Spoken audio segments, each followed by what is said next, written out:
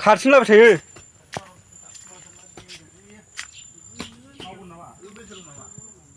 मार साफामोन सिलनो खुगायाबो मार मोनामो संखानथ' खुगा खुदै गनाया बया मोनामदों दहाय माबाफोर मोनजादों खोमालै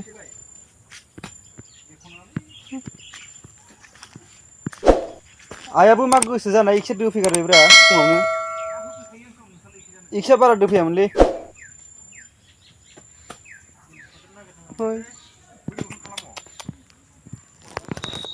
थ' ओरैबायदि दुखु नांथाव माबा जाबाय आरोना घटना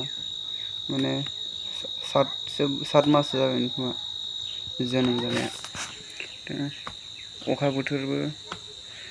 सोर मानसिसो बुजाखोना ना मुलि मोनजाखो जेबो हमनो हाला आरोना थाजायैनो थैबाय दानि दोस्लायनायाव आरो बिमाजों गाइखेरसो जाबाय दंमोन आं दोस्लाय फैबाथाय खोनाबाय गोसोआव ओरैबायदि दुखु मोनदों माने मानसि नङाबाबो आरोना जिब जुनारबाबो मोनबाय थानाय जिनिस जिथु बिखौ माने नायबानो नुनाय जायगायाव थायोमोन नालाय बेनिफ्रायथ' दा नुला नालाय बिराद दुखु मोनदों आरोना गोसोआव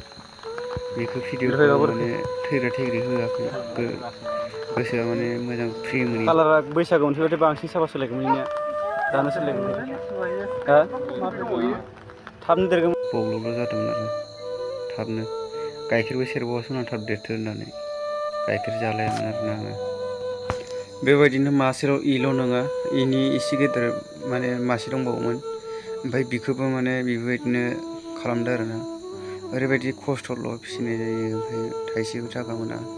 फैसा बेलेगनिफ्राय लानानैब्लाबो माबा मोनसे मावनानैबाबो माबायो बायना दोनो देनां नांगोन बेमार आजार मानसिनि जिउ जाब्रबथाय जाबाथाय माने फाननो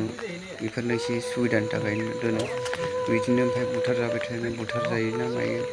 बेफोरबायदि जाबाय थायो आरोना घटना मोजाङैनो थाथेरा बिदिनो बुहुद दुखुनांथाव जाबाय थायो बेनि थाखायनो माने आं सानबाय मा बिमाखौ लाखिलाय एबार फाननोसै खोमा सानबाय आरोना ओमफ्राय फाननाय जायोना जाया नोंथांमोननो देखायगोन आं दा बावै मा जादों मिथिया बोरमायाबो मानै थैबाय हाथाय सानाय आंनाबो बुहुद प्रब्लेम गोलैना दं आंथ' लोमजानाय खर' सानाय बायदि जाबाय दं आरोना माने सानबाबो सानख'नो हायि जाना आरो दासाननैसो बिराद प्रब्लेम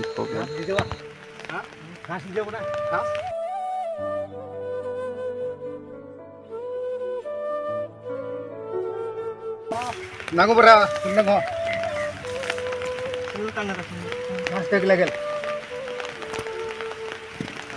तो नहीं देले घास नहीं देले कौन दीदी घास थोड़े मिचकुट हैं घास दीदी बोलो घास देख लागेल लो ठुडे बरा हां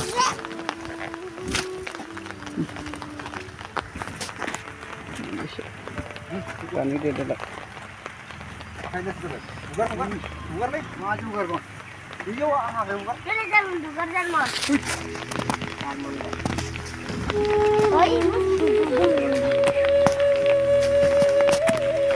अखा बाबो दं माने बायनाय मानसियाबोथ' गैला आबासो बायदोंमोन नालाय